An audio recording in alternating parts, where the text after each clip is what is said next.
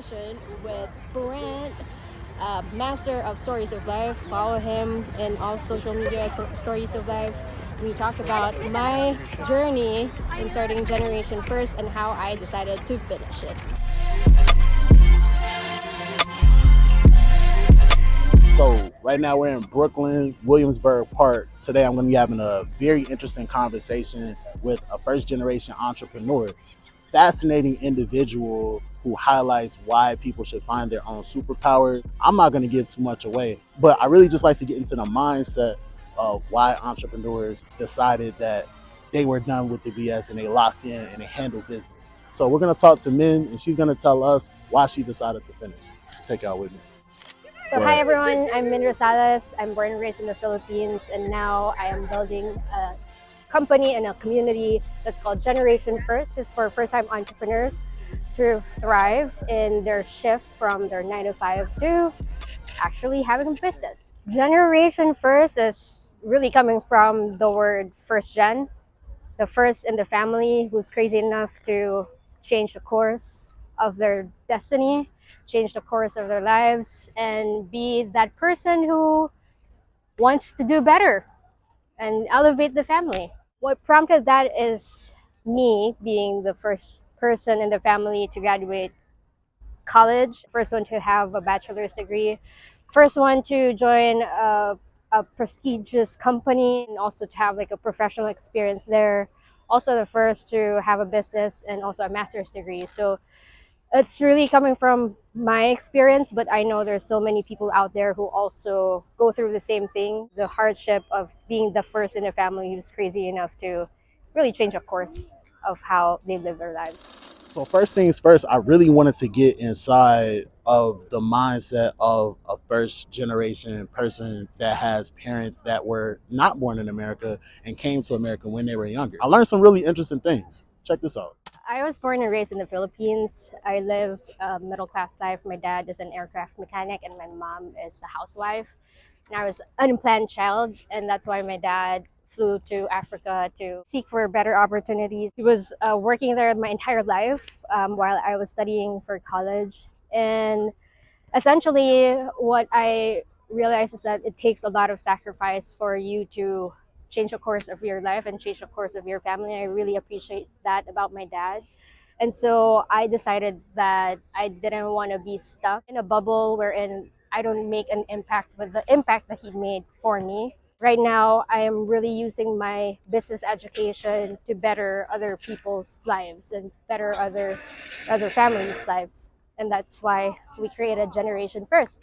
It's really for people who has the passion but don't know how to start a business, and really giving them that gift, that business education I have in order for them to start. Ooh. Okay, the reason why I jumped into entrepreneurship is because I realized that number one, it's the full manifestation of yourself. If you are able to create value to others and create an impact in your society through the thing that you're really good at, that is the full manifestation, or like living your best version, fullest self.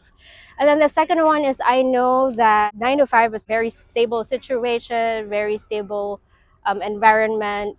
For me, it's really about me stretching myself to the best that I can, creating value in society. So I really want to challenge myself in, different facets of my life and not just be stuck in that bubble. We tend to take a lot of the behaviors that we have as so-called Americans for granted. And then when somebody else tells a different perspective, you never even considered it. Check what Min set out, for example. A big difference I'm seeing here in America is that you have to do everything yourself. Open the door yourself. You also have to gas up yourself, because in the Philippines, like those things, there are people who do that for you. It's weird because in America, it's a very rich country. But I feel like, I have to do everything myself then. I don't know about you guys. Well, actually, I do know about you guys. There's a lot of curated pages. Everybody's perfect. Nobody ever makes mistakes. That's not my life. I'm full of mistakes. I like to be transparent about that. And a lot of entrepreneurs go into entrepreneurship with a lot of things on their mind and they make a lot of mistakes. I've made some. Here's some that Min made. So the mistakes I've made when starting a business is one, thinking about legal formation at the onset. Like I was just like so overwhelmed with the idea of like building a business and how to make it legal when in fact I didn't have an idea in the first place. So start first with a business idea rather than just thinking about like registering your business. It will come, but the first phase of starting a business is the business idea and how ripe it is for the market. And then the second one is not anchoring it on the thing I'm good at. I've dabbled into, for example, Etsy and looked at drop shipping or even affiliate marketing. And the thing with that is that a lot of us will see content creators or gurus in the internet saying that hey, you could earn XYZ money from doing all of this when in fact these are things that we're not good at. And so I really urge everyone to start thinking first of like what is that skill, what is that talent you can monetize so that you can actually be motivated to continue to finish it rather than starting something new that doesn't connect with your strengths.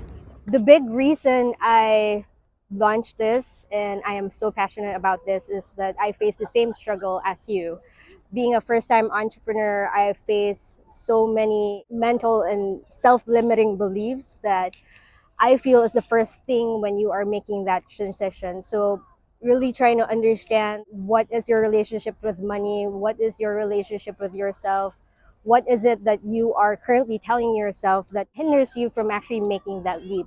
And I've gone through that many times in my career and my experience. For me to share that with you because I know it is difficult. I know it's hard to tackle those self-limiting beliefs when you're just thinking about it on your own. When it comes to superpowers, you guys already know my superhero theory. I discussed it a little bit in my Google presentation, but Min has her own unique take on what an individual superpower is. I really want you to listen closely right here. Okay, so I feel that my superpower, and I truly believe this, that I see the strength in every person. I see their skill, their unique talent, and I see it everywhere. And when I realized that, I said to myself, like, you know what?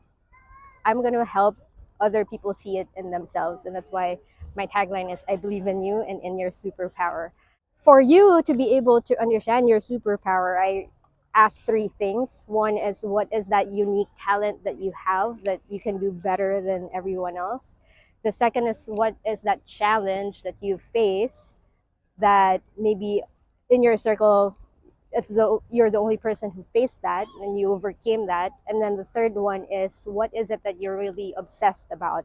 If you think about all these three things combined, you'll find a pattern and see that hey, I'm actually like this. Like I'm actually great at seeking the talent of other people, market them, which is my unique talent, and being obsessed with how do I turn that into a business. So it's really putting all those three together so that you find your unique self, you find your superpower. This is Decide to Finish. You guys know me, Story King Brent. Follow me on Story King Brent at all social media. So the moment I decided to finish Generation First is when my sister just asked me a bunch of questions about how to start a business. And I realized that, even in my immediate family, I could help out people. And if I am able to create a framework for them to start and finish their business, then I'd be a happy woman. I'd be helping out not just people I don't know, but actually within my immediate family.